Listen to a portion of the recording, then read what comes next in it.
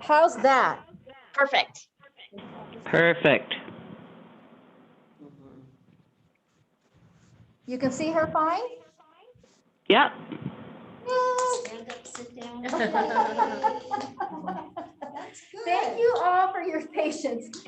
Okay, so we all know we're at Chart Your Course at Vessel Health today, and of course, we love the fact that all of you have joined us on Zoom. I'm Sally, and we have with us in person today, we have Chris Snyder's here. And I'll turn it around, but I'm afraid it'll like mess everything up. And Jean Gill is here, and of course, our speaker, Bequi Livingston, and myself. So thank you all for being here. This is going to be a great, insightful presentation she has for us, and I won't hold this up any longer. Thank you. Hi, everybody, and we have handouts too, so we'll make sure somehow to get you guys the handouts. So for now, play along. But anyway, thank you guys so much for being here. This is really an honor and a privilege for me. I'll be standing up most of the time, other than about 5 minutes in the beginning where we're going to be doing a sitting stretch out stress exercise. So as long as you can see me, I won't move around a lot. But of course, my name is Bequi Livingston, Bequi, and I am a retired wildland firefighter with complex PTSD and complicated grief. So this whole presentation is about my story, because what's interesting to know is I was also a healer. Amongst being a firefighter for 35 years, I'm an integrative health coach, personal fitness trainer, trauma-sensitive yoga instructor, amongst other things. And what I found so fascinating is I've been teaching for about 40 years. I was also teaching at C&M, and got someone else coming in, so let me give it 2 seconds. Hi. Well, Lydia's here. Lydia just joined. and Lydia, there's packets over there too. But, you know, so what's been interesting for me is I've been teaching for about 40 years, and I've been teaching all about complex PTSD. I've been teaching about Hashimoto's thyroiditis, which I have, autoimmune disorders, all this stuff I've been teaching to everybody else. And it wasn't until I actually was taken to my own knees with my own healing journey about 6 years ago that it really changed my whole perspective and direction. I now get it. So I not only teach it now from my head, I now teach it from my heart, because I have embodied what this feels like, and it's not an easy journey. Real quick, I'm just going to show you, I brought a lot of Crocs. There's been questions about the boots. Can you guys see the boots on the video? These were my firefighting boots. And I'll let you guys, Jean, if you want to start, you can just pick them up and see how heavy they are. Oh my goodness. Couple of pounds each. Yeah. And I just love to bring those because that kind of represents who I was for 35 years and no longer am. That was, oh gosh, several pairs of boots in my last pair of boots when I retired. And I shared with Sally a really kind of a funny story. They're awesome. That one of my pairs of boots I had while I was a hotshot at the end of the season looked like the Wicked Witch of the West. They were all decrepit and shriveled. And I had friends that would tell me I needed to bronze them and hang them for my rearview mirror. But instead I donated them to a museum. So that's just a representation. So what I'd like to do really quick to try to transition us from the busyness of the world we just came from into this space to help you guys be very present. I'm going to do a very short stretch out stress exercise, which is a little bit of mindfulness Jean and I were talking about, and also some simple stretches. The disclaimer is, of course, if you have any injuries, any health conditions that prohibit you from doing any of the movements, moderate them to fit whatever you need. This is your practice, it's not mine. I'm just going to guide you. So I'm going to sit, and I would ask everybody to be in a chair or a couch, just so that your feet are on the floor, and sit forward in your chair. So we don't have the comfy, cozy back to prop us up. This way we're forced to prop up our own spine. The first thing to check in is just to make sure your spine is stacked. So if there was a string coming from the ceiling, it would come through the top of the head, down through each vertebra in alignment. They wouldn't be wacky or out of balance. So second thing I would invite you is to close your eyes if that's comfortable. If that's not comfortable for you, just keep a slight open gaze on a point in front of you on the floor. And just sit here for a minute, notice your breath without trying to change it. Notice how the breath comes and goes. It may be rapid if you're like me and just dealt with traffic coming over here. And just notice it without judgment and allow it to be. And then notice very quickly your sitting bones. Whatever you're sitting on, a chair, a couch, just kind of rock back and forth. On those sitting bones, just feeling them, helping to ground yourself, feeling yourself making contact. Now we're going to do a couple of cleansing breaths. They're very simple. We'll do 3. I'll talk you through the first one. We'll be inhaling through the nose for 4 counts. We'll be holding the breath for 2 to 3 counts, then letting the breath out through our mouth with a sigh. We'll do 3. So first one, ready? Inhale through your nose for 4, 3, 2, 1. Hold the breath. And open the mouth and let it out and sigh. Oh, beautiful. You guys, most people don't like to do that. Again, in through the nose, 4, 3, 2, 1. Hold the breath. Hold it. And let it go. Much. Last one. Inhale through the nose. 4, 3, 2, 1. Hold the breath. Take another sip of air in. And let it out. Nice, beautiful, you guys. Now just go back to your natural breath. Again, not trying to change it. Just notice if it's different from when you started or not. That's the first step in simple mindfulness. And then the second thing we're going to do is notice your feet on the ground. And you may want to tap your toes a few times. You can keep your shoes on or off and just tap your toes. This is a great way to ground, especially if you're anxious or if you're in hyperarousal mode. You have so many nerve endings on the feet. Just by tapping your feet helps signal your nervous system to calm down, helps you switch from being in sympathetic to parasympathetic. And now come to stillness, and we're going to do a couple of nice, simple stretches. First thing you're going to do is just shrug your shoulders up and release them down. Shrug them, release them. Shrug them, release them. One more. Shrug, release. Notice how it feels. Placing your hands comfortably in your laps. Hands up, down, catawampas, whatever feels best. And gently turn the neck and head to the right. Checking in, making sure all your vertebrae are stacked, that you haven't started to go into a slouch. And just that gentle turn of the neck to the right, checking in with the neck, breathing, not holding your breath. Come back forward, and then simply go to the left. Gently, mindfully, breathing into it, noticing which side might be tighter than the other. Come back neutral, come back forward, and do some gentle nods right and left on your own time and own pace. Gentle nods, just checking in with your neck, noticing how it feels and the difference from right and left. Finish up the last one. Come back neutral, back forward, and then tip that chin down to the chest.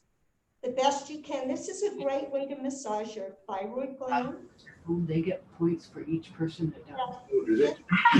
Really stretching out the back of the neck. Making sure you breathe and gently bring the head up. Then start to look up towards the ceiling. Getting a nice little back bend in the neck. Don't overdo it, just taking it gentle, being mindful. And then slowly come back to neutral and then do a few nods, down and up, going your own pace. Noticing how the neck feels, If you feel tension, stress, and if so, moderate it, breathe through it. And you never want pain. If there's pain, just back up. Come back to neutral. And now tip the right ear towards the right shoulder. Just holding it, breathing here, making sure that those vertebrae stay stacked. You don't start to slouch forward. And for a little better stretch, you can reach that left hand out and point the fingers towards the floor at like a 45-degree angle, and you'll feel a little more stretch.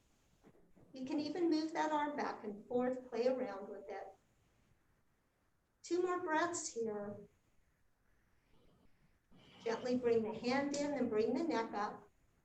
And now turn right and left again, right and left. Coming back to neutral, taking a breath, and then dropping the left ear to the left shoulder. Breathing into it, thanking our necks and our shoulders for carrying the weight of the world. Noticing the difference between the right side and the left. Extending that opposite arm out and down. Fingers pointed to the floor if you want. Isn't it amazing how you feel that stretch? Never time to do that. Bring the head back up and turn right and left one last time. Really noticing how it feels. And then do one more shoulder shrug up and back. Let's do one more up and back. Beautiful. Reach your hands behind you. If you can hold onto the chair, you want the arms straight. You're pushing pressure with your hands behind you. If you can't do that, you can hold your hands behind your back and press your chest out and pull the shoulder blades together. Really open that chest. Really expressing that heart. This is great after a day of being on the computer. Release it. We'll do 2 more. Push it back, pull those shoulder blades together. Breathe, relax. Beautiful, you guys. One more. Push those shoulder blades and release. Shake it out. We're almost done. Feet apart if you feel comfortable. Legs apart if you're old. You guys are great. And just do some nice, simple hip rolls. These are called Sufi rolls, but nice, simple hip rolls. Round, round you go. Breathing, going slow. If you can slow it down a tad. We want to speed things up so much. Last one before you reverse and go the other direction. Beautiful, beautiful, you guys. Breathing into it. Always slowing if you feel yourself speeding up. Last one. Come back. Take a breath here. Now come down on your elbows. Just lean on your elbows. Keep your back straight to start. Make sure you have plenty of space so you don't hit your forehead on the table. Now slowly start to round your back, chin to chest, and if you can, reach between your legs and reach down for the floor. Reaching down, it's like a sitting forward folding yoga. Just reaching down, let gravity help stretch you out. You can do a few nods with your head, yes and no. Stretching out that neck a little more. Now slowly, gently roll up. Roll up one vertebra at a time as slow as you can. I challenge you to go slow as you can. Breathe. Once you're all the way up, oh, you guys are doing awesome. You are going slow as molasses. That's what we want. Once you're up, shrug the shoulders and let them come back and just shake everything out and take a breath. And that was beautiful. Does anybody feel better? Yeah. I definitely. Yay! Thank Thumbs you. up. Thank you. Okay, that's great. So we'll get started. Anyway, thank you guys so much for letting me guide you through that short practice. So as far as trauma goes, and I've given the packets that give a little history about my story, but I'm going to give you my story in a snapshot. As I mentioned, I was a wildland firefighter for 35 years. I was diagnosed in 2016 with complex post-traumatic stress and complicated grief. Oh, there we go, blind. Amongst, you're welcome. Hashimoto's thyroiditis, which is an immune disorder, which I have probably had for close to 40 years. I'm only 41, but I've had nobody laughs. Yeah. So cute. Anyways, so, I've had it probably a long time, but it was diagnosed in 2016. Probably a result of the extreme stress that I was under. You think about being an emergency first responder. We're on the go 24/7, 365. There is no stop and go. So it's like my adrenaline and cortisol switch was always turned on. And I didn't know that. That's how I lived my life, with reckless abandon. I've been an elite athlete, a personal trainer, teaching classes, just burning the candle at both ends. And I thought that was all cool and great because I felt wonderful. I was married. I married my husband in 1989. We met in 1988 on a wildland fire. He was a helicopter pilot and I was a hotshot. We have 4 kids. All 4 of them are emergency first responders. Yikes. Wow. Except the youngest. He's the smart one. He's now in chiropractic school. Yay. What's that? Yeah. And his wife is a yoga instructor. So I couldn't be more proud of him. He got it.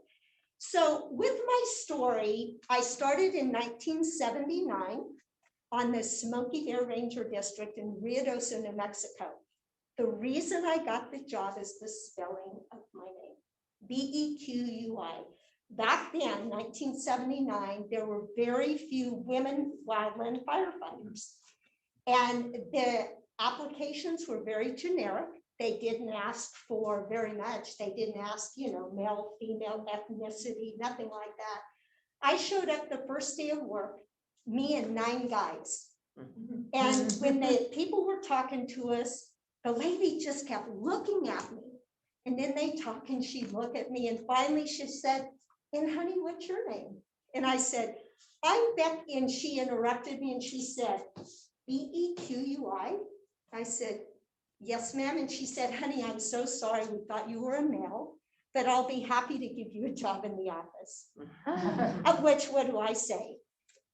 No, I want to be a wildland firefighter. So that's how I started my career. Anyways, I went up through the ranks for 10 years. I was a seasonal firefighter in Ruidoso. I came here to Tijeras in 1986 and 87, the first woman on the helicopter crew. 1988, the first woman on the Smoky Bear hotshot crew. But for 10 years as a seasonal firefighter, we would fight fire for 6 months. And then in the winters, we would have the winters off. And so I would do what I love, fitness and wellness. I was a health club assistant manager, personal trainer, elite athlete. I was an active runner for 45 years and I loved it. But again, my adrenaline and cortisol pump was always turned on, even in the off season. And it was in 1989 that I got my first permanent appointment. We ended up moving to California. I got pregnant. I was 2 weeks into the job and got pregnant. Found out I was pregnant. They didn't know what to do with the wildland firefighter who was pregnant.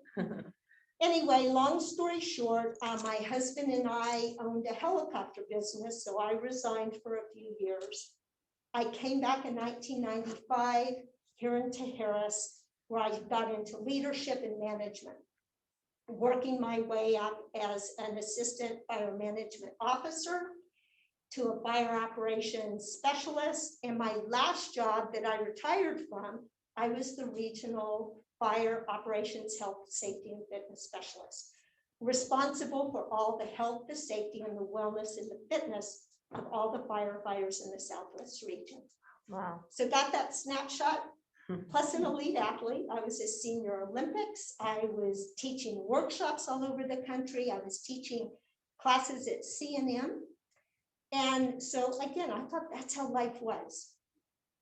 What happened? So I'm going to show you. Can you see the Jenga blocks here? I call these the Jenga blocks of trauma. Have you guys all played Jenga blocks? You a little? Well, they're fun. So I'm going to show you real quick on the Jenga block. So that the thing is here, you find one that you can remove. Okay, so this piece was June of 2013. Then you stack it on top. June of 2013. And I don't know how many of you are familiar with the movie Only the Brave, about the Granite Mountain hotshots who perished on my watch. That's a tough one. I got the first call. Oh.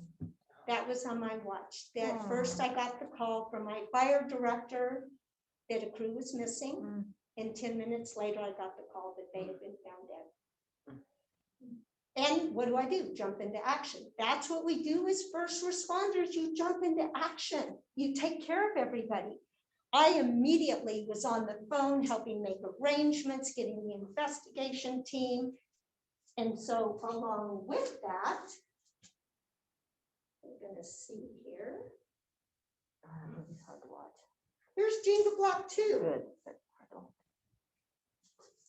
don't. My brother-in-law was dying of cancer.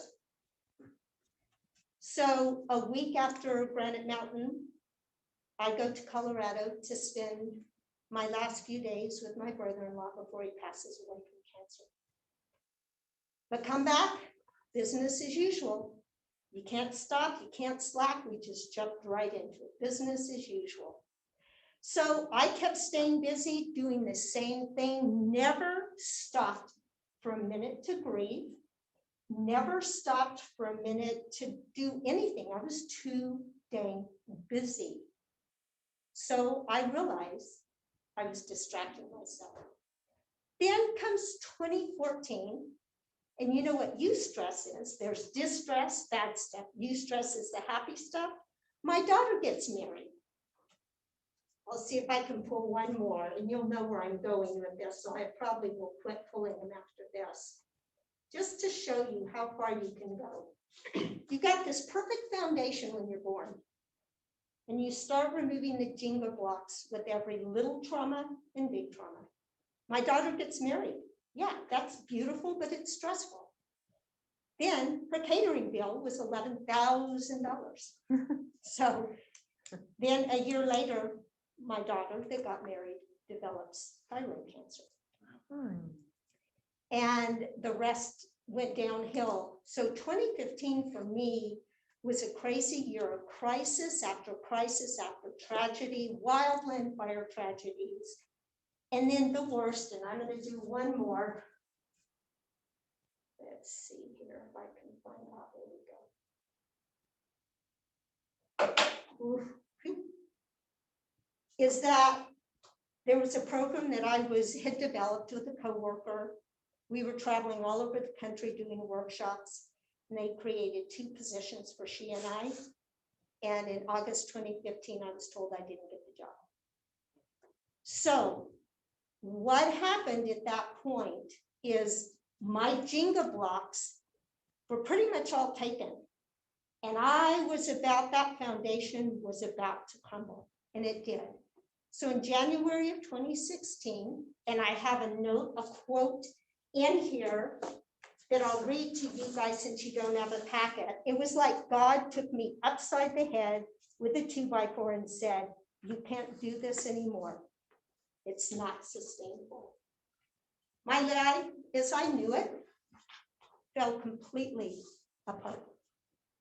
I was non-functional. I couldn't think. I couldn't get out of bed in the morning. I literally was retired, forced into retirement before I was ready. My whole world, as I knew it, came crumbling down. I couldn't teach. I couldn't work. I was lucky to function throughout the day. That started my healing crisis, my healing journey, but it took me being taken literally to my knees to where I couldn't function for me to finally say, I get it. That's what it took. Otherwise, I would have just kept going and burning the candle at both ends. I would have kept going. So the last 6 years has been my personal healing journey. what I've recognized is that I can't help everybody else as much as I want to, and I have my whole life. This is time to take care of me. You know how hard that is? I think for any of you, it's hard to take care of ourselves, especially women. But when you're a first responder and that's your job, it's almost like you failed. That's an identity that you have, and it's like you have failed because you can no longer take care of everybody else. So I was forced into that, went on this healing journey, have learned so much. I mean, this class could be hours and hours. But what I wanted to do for you guys is just share with you some of the things that have really helped me. This is for yourself personally, or if you know of anybody that may be in crisis, have trauma, be going through grief and loss. All of that are these Jenga blocks. And I'm going to share one more, and I don't know if I can do it. We're going to try. If I can get this one more out, this one is really important. This is part of that foundational piece. You've got to be very. It says first trauma was in utero.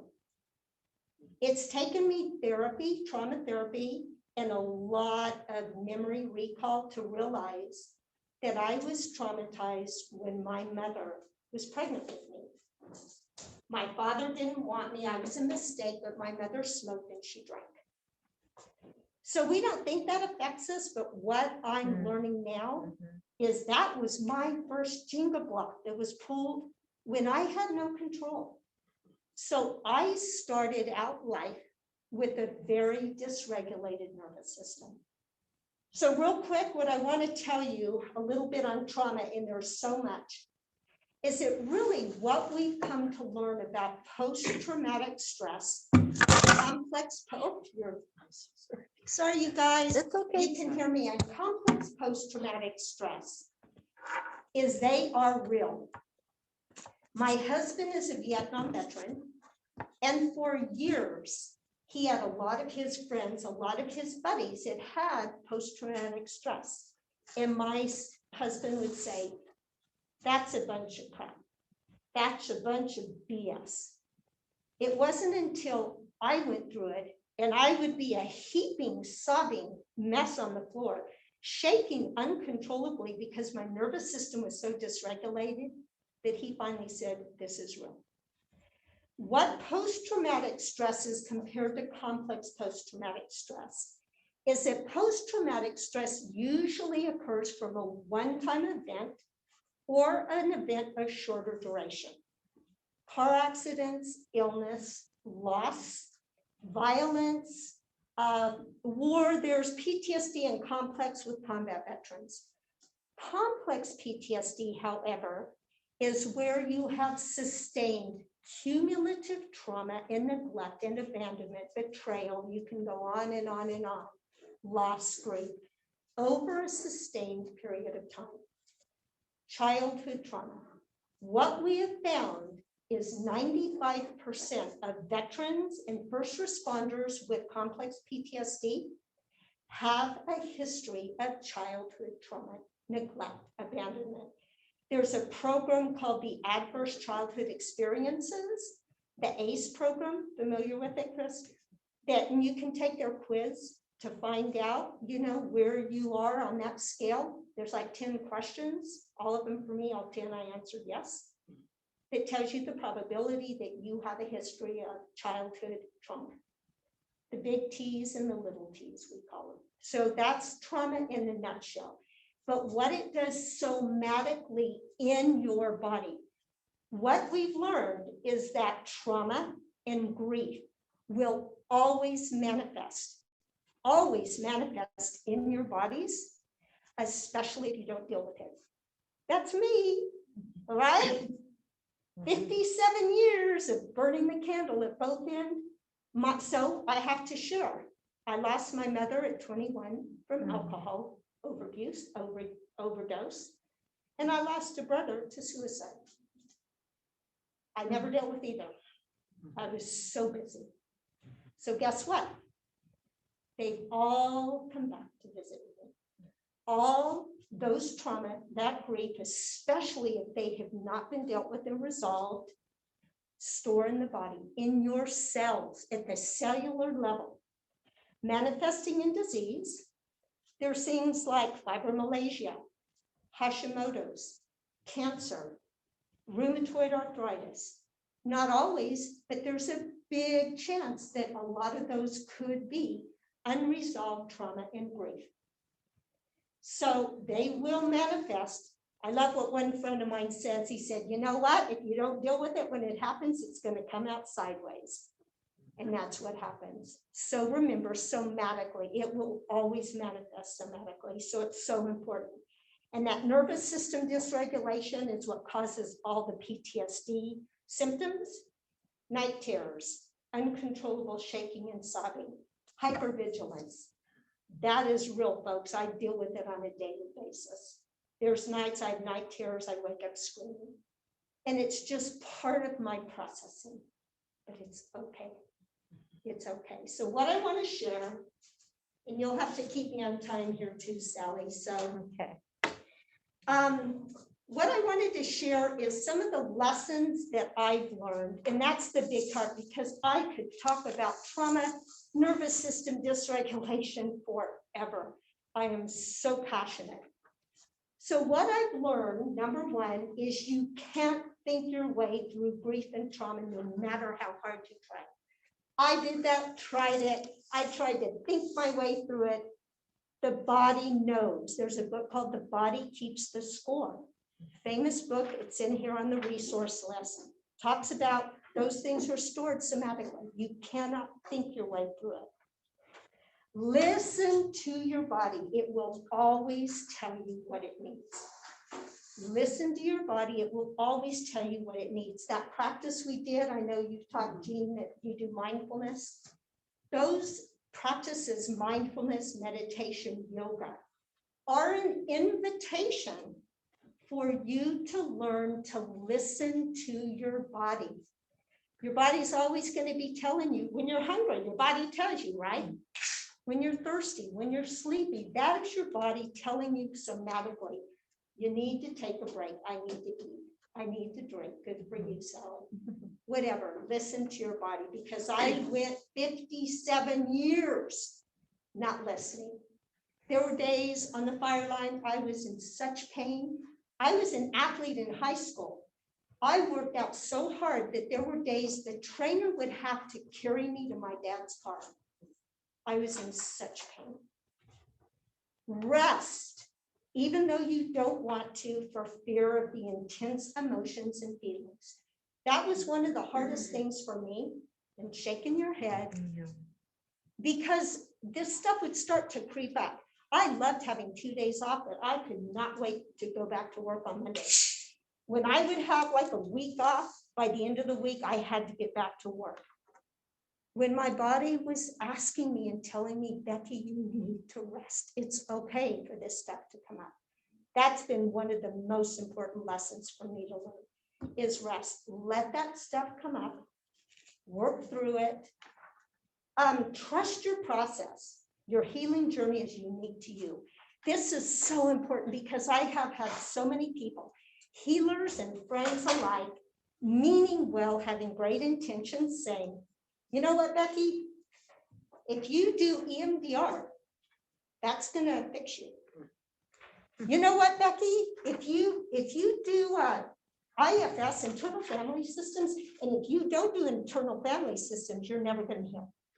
That's all I heard. So I'm going bonkers, do I, don't I? And I'm trying everything. I've spent well over $100,000 trying to get well. I've been to 2 inpatient facilities, and I've been just put, back and forth telling me what I needed to do. I had to learn to trust. What is it that works for me? It may not work for you, Sally, although you're eating popcorn, and I love popcorn, but you gotta go with the heart. Find that inner compass and know what works for you. But remember, people mean well. Seek out trauma-informed practitioners and healers. I'm going to come back to that in a minute because that's so critical, is trauma-informed people. Prioritize self-care and figure out what works best for your healing. I'm going to talk a little more about self-care. This is self-care here today. The fact that you guys are all here, listening to me, having an interest in trauma or your own healing, that is self-care, and congratulations. It is hard for us to practice self-care because we're told so often. I'm told all the time it's selfish, and it's not. It's the most beautiful act of self-compassion you can give to yourself. Speak your truth and set healthy boundaries. Yikes.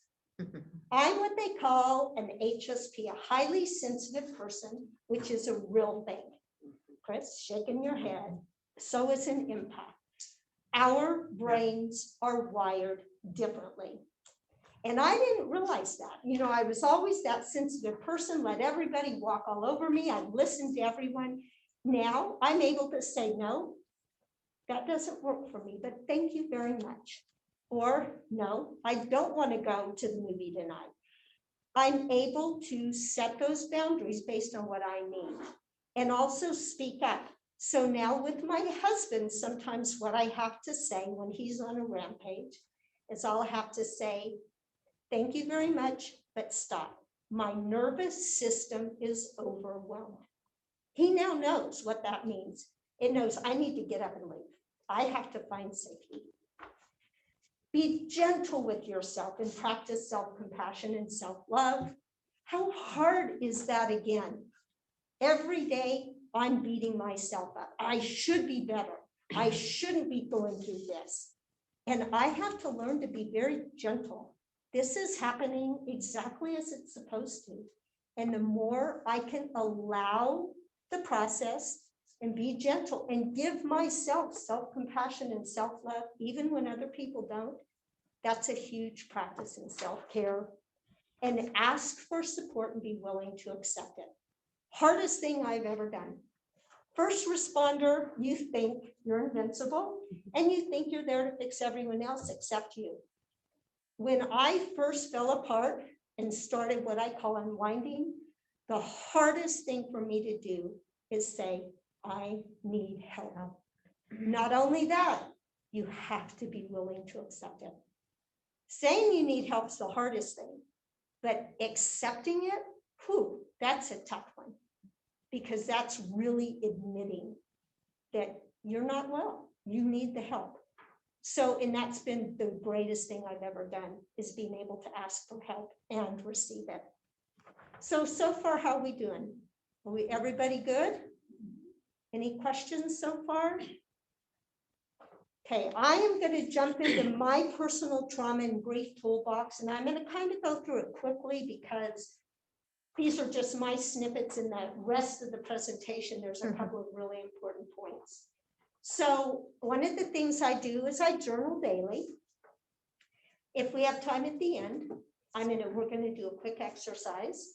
I do calming breaths. We practiced one of them at the very beginning. There's an amazing calming breath called the 4-7-8, where you inhale 4 counts through the nose, hold it for 7 counts, then exhale through the mouth like you're blowing through a straw.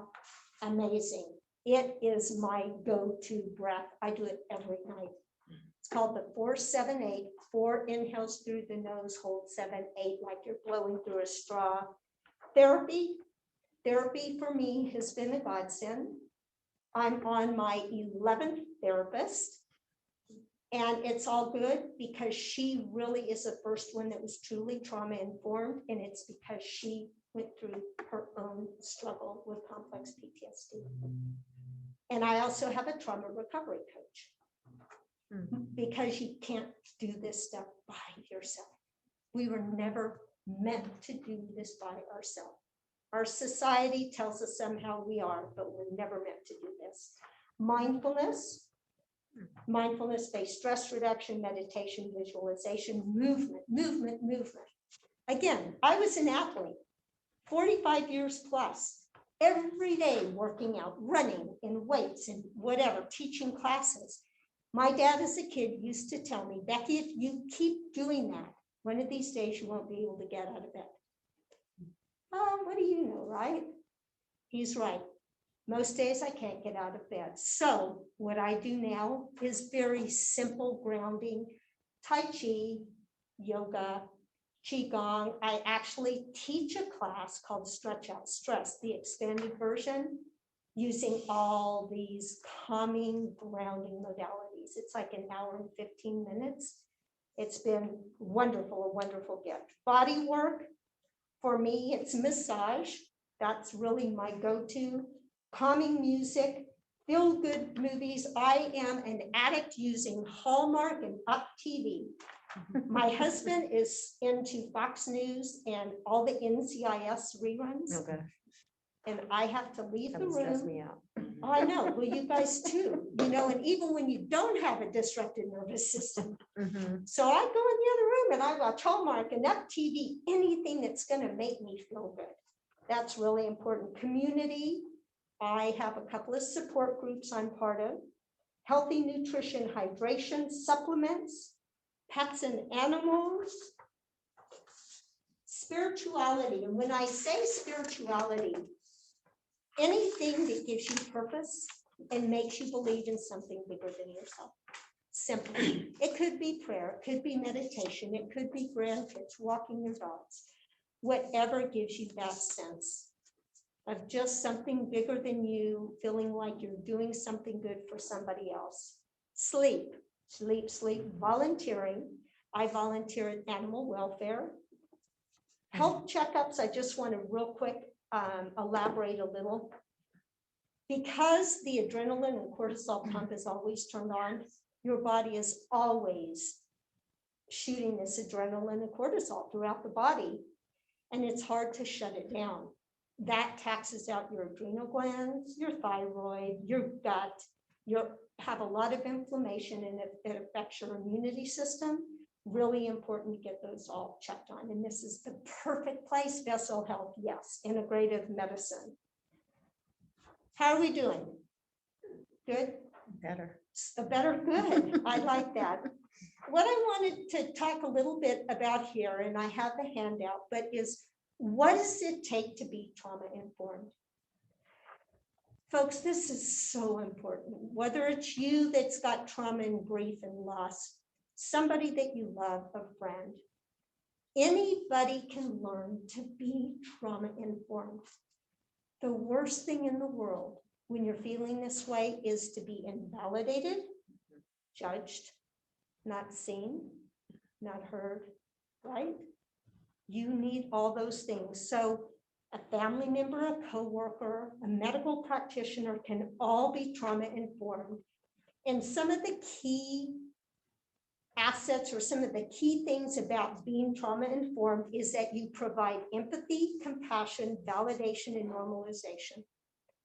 My therapist, when my therapist says, Bequi, I get it, I've been there, I felt the same way, this is perfectly normal for complex trauma. It's like a weight's been lifted off the world, off my shoulders, when all my family and friends keep saying, what is wrong with you? You're still going through this? It's been 6 years.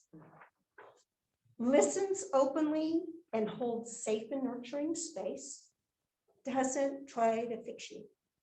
Bless my sister's heart, I love her, but all she does is tries to fix me. Well, maybe you need to get on medication. Maybe you need to do this. I love her. No judging, shaming, criticizing, or telling you what to do. Never assign timelines for somebody's grief and trauma. We all heal differently, and it's all unique to us. All the other cultures really respect this. We don't. Yeah. Okay, you've had 3 days to grieve, get back to work. Yeah. So sorry your brother died. Allows you to fall apart as needed. My therapist, I know I am safe and I can fall apart and be a crying mess on the floor. Sometimes she'll come over and just comfort me and stroke my hair. And that's all I need. No, it's okay. Don't do all the talking, because this can be overwhelming to an injured nervous system.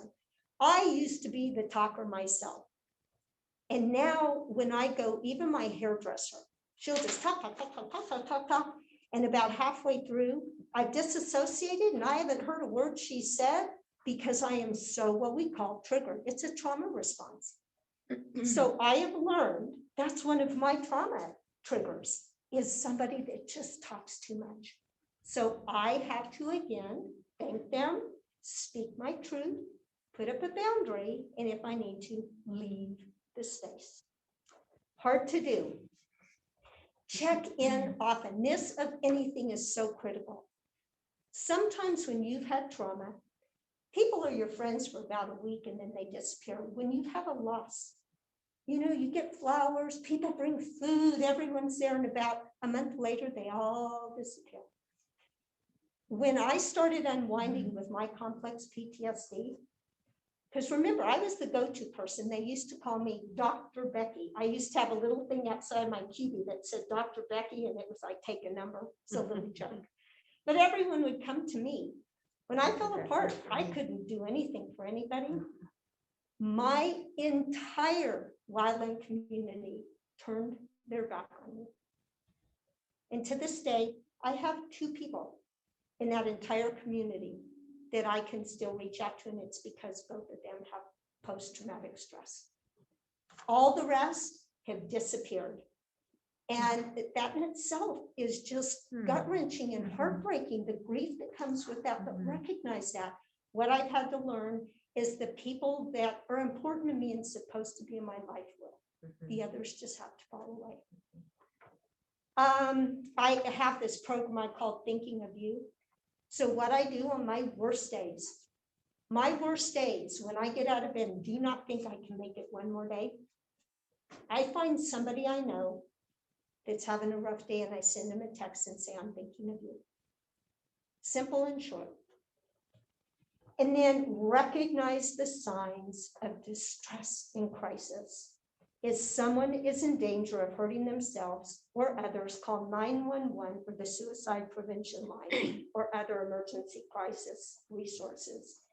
And I have a whole thing on here. I'm going to go over it really quickly, but I think it's so important.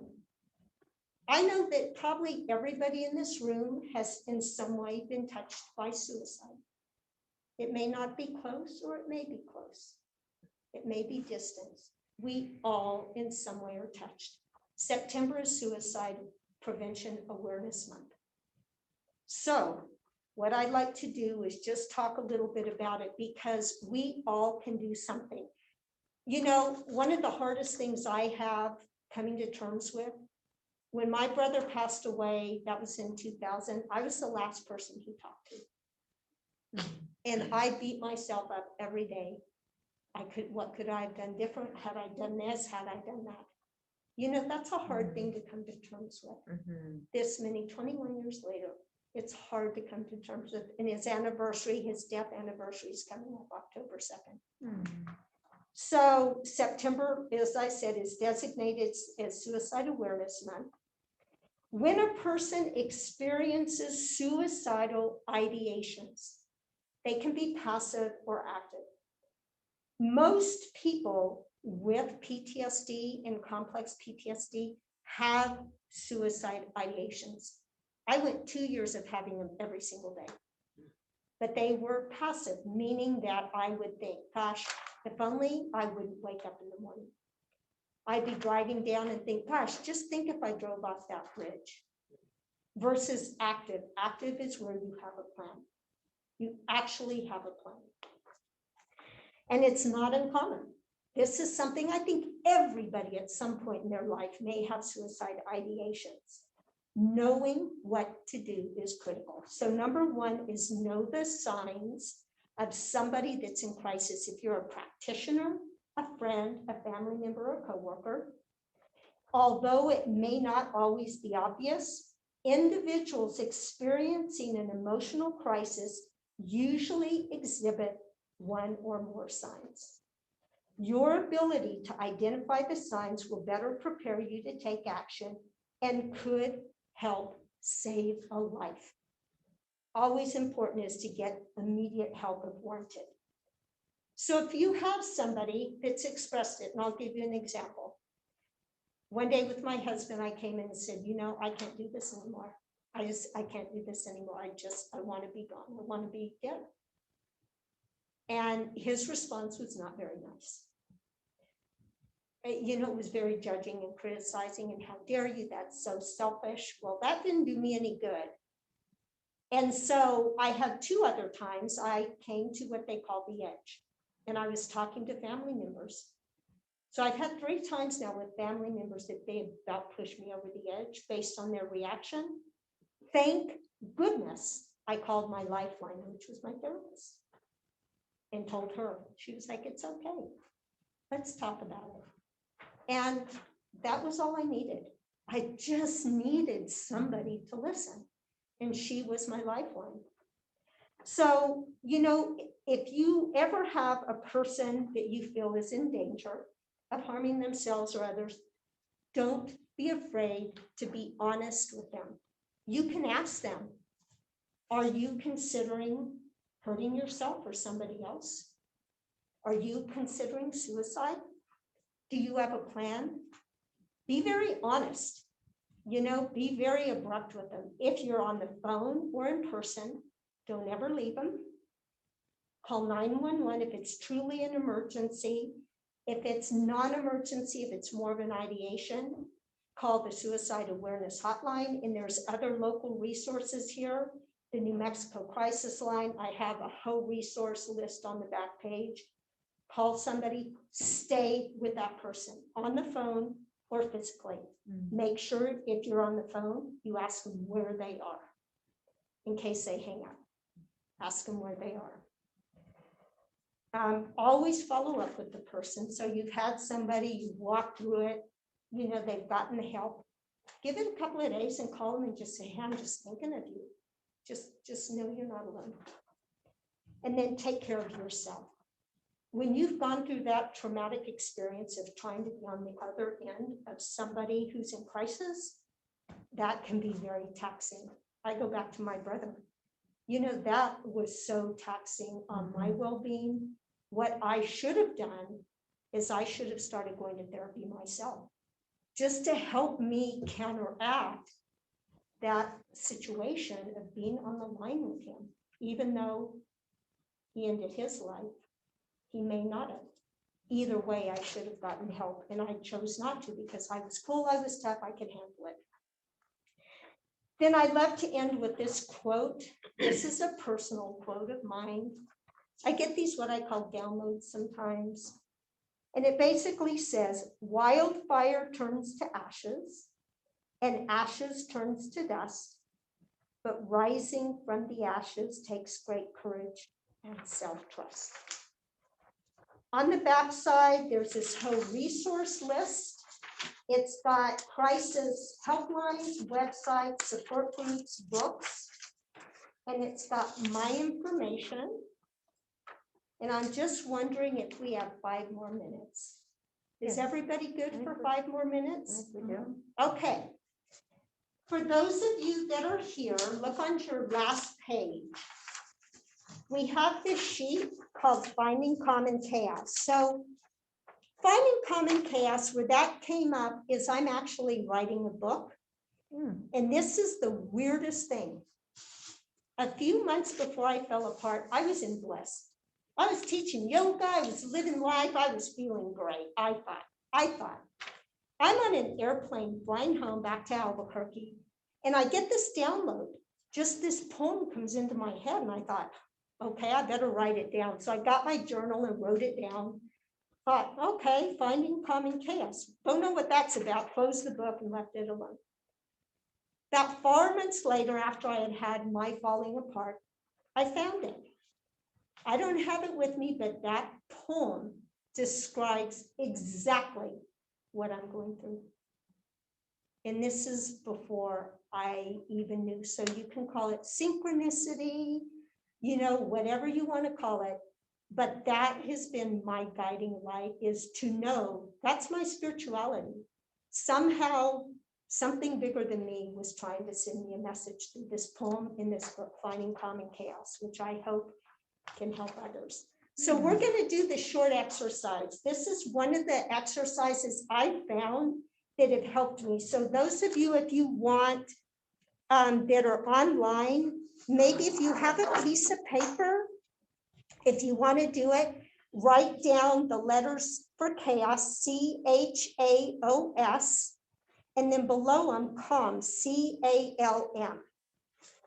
And you guys can do this now, but I'm just going to show you on the whiteboard real quick, and hopefully you guys can see it. I know I have one. Okay, I'm going to move this over a little bit. So what I do is I'll use this exercise days when I'm so triggered, because what happens is when you're in hyper arousal and in the sympathetic nervous system, your prefrontal cortex, your thinking brain goes offline. Your amygdala, it's called amygdala hijack. So you can't think. There's times when I'm so triggered, I have to literally, if I'm in the car, pull over, stop, because I can't not even think. I can't rationally think. So what I'll do is this exercise. So I'll think about, what is my chaos? What am I dealing with? So somebody give me something with chaos that starts with C. How about I'll start? COVID. Yeah. How's that? Mhm. Okay. How about H? Anybody got an idea? H.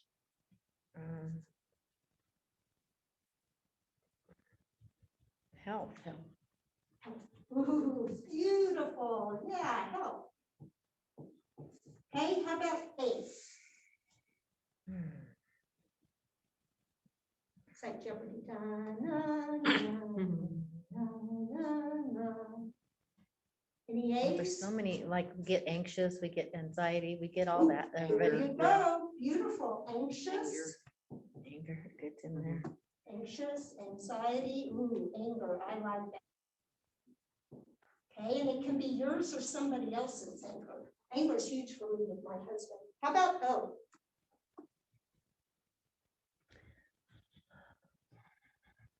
You guys online too, you're welcome to chip in. Any O's? I don't have you muted. Are you there? You can unmute and chime in.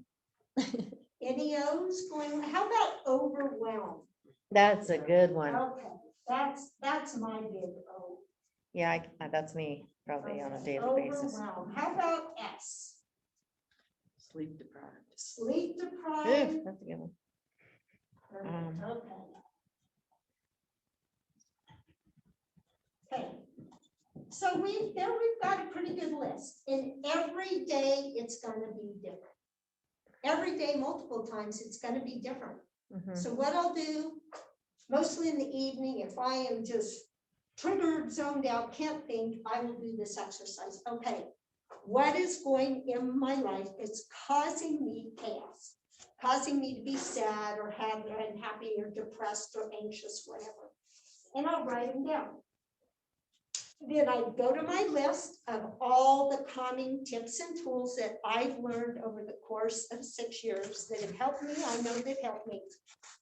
So maybe list a few. What would be a good C for a calming technique? Something you can use, a calming tip. Music. How about C? Oh, calming music. You can do that. Calming music. Beautiful. That's perfect. I will do that in the car if I need it. Beautiful. How about A?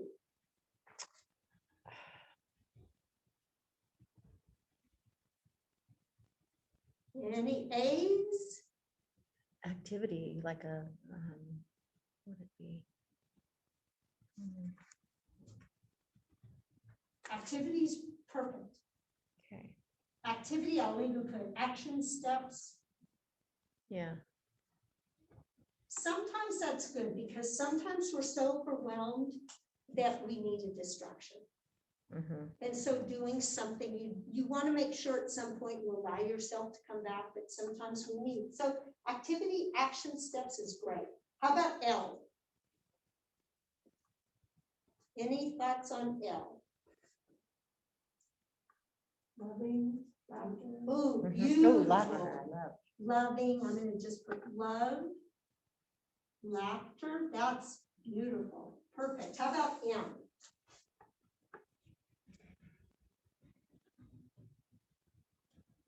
Music.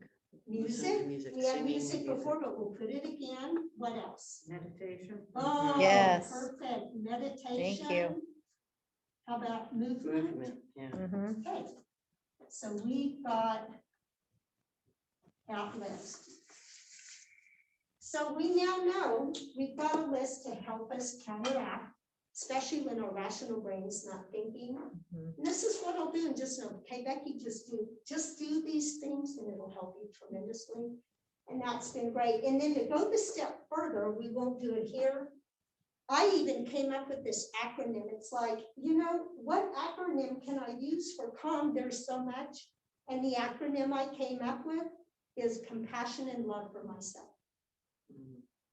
Oh, I love Because it. Mhm. that Write in a that down. nutshell is what it comes down to. This is all about compassion and loving ourselves, taking care of ourselves, and just, again, learning that chaos is a part of the human condition. It's just a matter of what we do with it and how we counteract it. And again, it's our own journey. So with that, just to wrap it up, any questions, any thoughts, anything at all you guys want to say, share?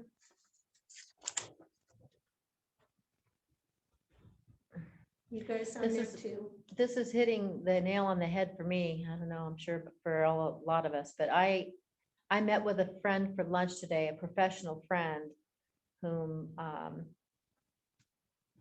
when you meet her on the surface, is just one of those very organized, very calm, very together women. And she told me that she was on the verge of just totally losing it.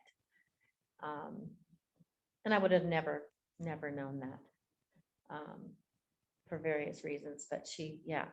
So we were comparing feelings and notes and experiences, and we just let each other talk. It was just good to do that, because sometimes you don't know, is this safe? Can I even say this? Can I bring this up without judgment or anything like that? And we don't know, but I mean, I think even if you just slip, it's okay. It's okay to say these things, because at least you're not holding it in. So I think that we need to do more of that. Well, I know I do. I agree. And on that note, first, good for you for allowing her a safe space. And obviously she had trust in you. Mhm. And I think on that note, again, our society compared to most in the world Mm. is the one that's all about productivity. Mhm. Don't show your emotions, be tough, pull up your bootstraps. I used to be told by my dad all the time, if you're not healthy and happy, then no one's going to want anything to do with you. Number one. And don't ever tell anybody about your problems, because they really don't want to know. So I grew up conditioned with that. So of Yeah. course, how would we know differently? But boy, you go to other cultures. I'm Native American. I'm Cherokee. I've got Cherokee blood in me. And that's been really healing for me, because just that culture embraces this. Yes. It's all about, they have Yes. rituals. They have rituals Yes. for transformation, transition, grieving, death. Mhm. It's amazing when you're with people that really understand and really, understand the process and give you the opportunity. So I agree, we don't have to be tough. So thanks, Sally, for sharing that. And I think that was great you did that. Oh, it was nice for both of us. Thank you. Yeah, good for you. Mhm. So anybody else, anything else? My question would be, how do you deal with these things so you don't get broken in the first place? Very good question. And again, I would say two things, it's everybody's individual journey. Everybody does things. However, if I could go back and talk to my younger self, I would tell her to get therapy and to get counseling and to be able to talk to somebody professional about my grief and my trauma that I had as a kid, not try to tough it out.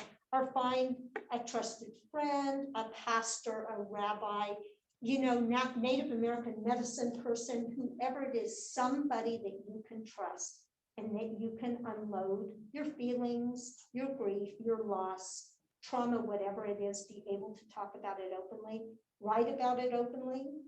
I think that's one first step, is being able. Journaling. I think they've done studies. So here in Albuquerque, we have the Albuquerque Children's Grief and Trauma Center. Amazing, amazing, amazing place. And what I love about that is that they're getting these kids young and they're giving them the opportunity to express all of their grief and their loss and their abandonment, their betrayal and their rejection and their bullying and whatever else has gone in their life in a very safe, nurturing, trauma-informed way. And it's helping them helping them heal. They use animals, they use art, they use yoga, they use mindfulness. And I think that is one thing. But at this stage in our life, find modalities that may work with you, experiment. You're doing meditation already, which is a great first step. You know, journaling, find what works for you to be able to express what it is you need to get out of your system and express. And if you need to go the step farther, ask for help, ask for professional help and accept it. Did that kind of answer it? Okay, but probably more than anything is don't repress it. That's the biggest lesson I've learned. They say in order to heal, you have to deal with it. You know, and the other saying I love is the only way out is what? Through the middle of the fire. You can't. They have a thing called spiritual bypassing. It's really fascinating. And I have a really good friend of mine who is one of the top mindfulness-based stress reduction people in the world. She and I trained together, we taught together, we were best friends. She was a wildland firefighter with me. And she has immense trauma. But she has been on this mindfulness path that she's only using mindfulness to heal. But there's a lot of other trauma she's not dealing with, the somatic part. And so sometimes people will use these other methods by themselves, thinking that they're going to bypass all of their trauma by doing something else. Does that make sense? It's called spiritual bypass. So, you know, finding different methods, not just one, that work for you, that help you, support you in getting help if you need it. So. Well, it's one of those things. I mean, you do hope that you're, you know, able to not have to experience something that would possibly break you or deem you, like you said, broken. But in my experience, I don't see the possibility, and I'm not trying to be a Debbie Downer, but I don't see how it's possible in reality, is because it's beyond your control. So, you know, I lost a sibling at age 11, you know, and life was happy. I was happy-go-lucky 11-year-old, like you know, you're just like happy and everything's good and life is rosy and colorful and beautiful, and you know, you lose a sibling and it's shocking. It's shocking. You know, no matter what her circumstance, you know, whether it be a tragic accident or an illness or just the fact that you're losing them and they're young and vibrant and you're like, hold on, what's going on? You know, and you're too young to understand. It's just insane when I think about it now, because you know, and you do think, oh, but my family, you know, for me, it was like, oh, my family's falling apart. I have to be strong. I mean, even at 11, I have to be strong for my mom. She's falling apart. Everything's falling apart. You know, you immediately think like that. And I've carried that persona throughout my whole life. So yeah, I'm always the one that, you know, it's like they come in here that I laughed when you said about the the number, take a number, they laugh. I mean, even doctor, everybody comes in here and goes, hey, is the chair open? I'm like, yeah, come sit. Come unload. But it's all good. I mean, but it's just, yeah, you know, if you open yourself up to that, then it becomes kind of who you may be on the, even on the outside, people know, you know, it's like, oh, she'll listen. She's that, you know. Exactly, yeah. So, Yeah. when again, so sorry for your loss. Oh, thank you. And Yeah, I would still agree, you know, bothers me. you said that, it's shock. And that's where, you know, another part of this whole thing is, you know, there's stages of grief, stages of grieving, there's stages of trauma recovery too. And it's really good to revisit those and know that you continually go through life through those stages, that you can't get through the grief process without visiting the stages. I was going to say something else to that too is, and I think we're just conditioned, but, oh, I know about broken. I've had to really learn to reframe that part of being broken. We're not broken, we are beautiful. And even in all of our shattered pieces, we're beautiful. You think about some of the most beautiful art in the world was created from something that was broken and melded back together. You look at the lotus flower. You know, the lotus flower, how does that lotus flower come to bloom? Out of mud. You know the story of the butterfly in the cocoon. So the butterfly in the cocoon has to literally been crushed into goo, completely obliterated, until it can slowly reform and slowly materialize into a butterfly. And there's actually a story about, I love this story, a man that he had a cocoon and the butterfly was just starting to emerge. And the little boy kept saying to his dad, I just want it to get out and I want to see it fly. So the dad pulled it out so it would fly, and its wings had not formed yet. So the butterfly couldn't fly. So it just tells you, that's a great metaphor. You know, I've changed completely. If you had asked me 6 years ago, I would have been the same. Oh no, I don't need to go through this stuff. I'm fine. My sister says, you know, Becky, I have all that away, compartmentalized it, locked, and thrown away the key. And even my husband with Vietnam says that I've locked it away, thrown away the key, and I'm not going back. I said that for 50 years. Not going there, don't have to. Every time the stuff would start to bubble up, and then without any choice, I had no choice in the matter when things happen to me. It's like I said, it's like I was taken upside the head with a 2x4 from a power much bigger than me, because it's not something I would have consciously done on my own. But now what I realize is it's my way of melding back all those beautiful, broken, fragmented pieces, putting them all back together, the Jenga blocks, putting them all back together, healing them all. And you come back to homeostasis, come back to wholeness at some point. But again, like I say, it's just my journey. Everybody is different. Everybody's unique. And I applaud you all. I just want to say thank you so much. This is near and dear to my heart.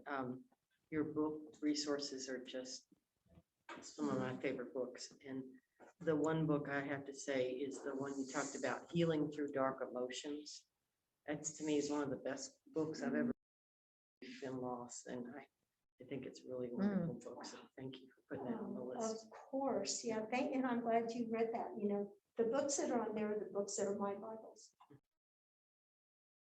The ones that resonate with us, right? You know, Jean, your list may be entirely different. And I think we just find again the resources that speak to us and resonate with us. But yeah, thank you. Those are some great books. Anyway, I am here if you guys have more questions, want to talk anything. I'm here, or if we're done. Thank you guys so much. I mean, Thank it's- you. Thank you. Oh, yeah. Yeah, this is much needed. It's I'm an sure. honor I and mean, privilege. I'm feeling it on a lot of it. It's good. Thanks for the opportunity. You know, there's a lot of people that, it's very hard for a lot of people to hear this discussion. I used to teach at CNM. I was taught my Fireline fitness class and a bunch of wildland classes, and I taught a class on trauma and stress using these workbooks, these pocket guides that I helped develop. And they did away with the class. They didn't think it was necessary. It's tragic. And this year Yeah, that is alone, tragic. with you've seen all the wildland fires. I mean, Oh, tragic. our suicides are out the Oh. roof. There's so many, the last 18 months, 2 years with COVID and Yeah. having all the loss and uncertainty and just everything happening. And then on top of that, of course, once things kind of open back up, people are kind of back to trying anyway, you know, and then there's so many things. People are losing homes, they're losing their jobs if they haven't already, and they're trying to hold on to everything, and they're struggling because kids are back in school. And I feel bad for mothers who are trying to hold, you know, keep a job, and then the kids are being sent home even if they have a cold. They can't, it's crazy right now.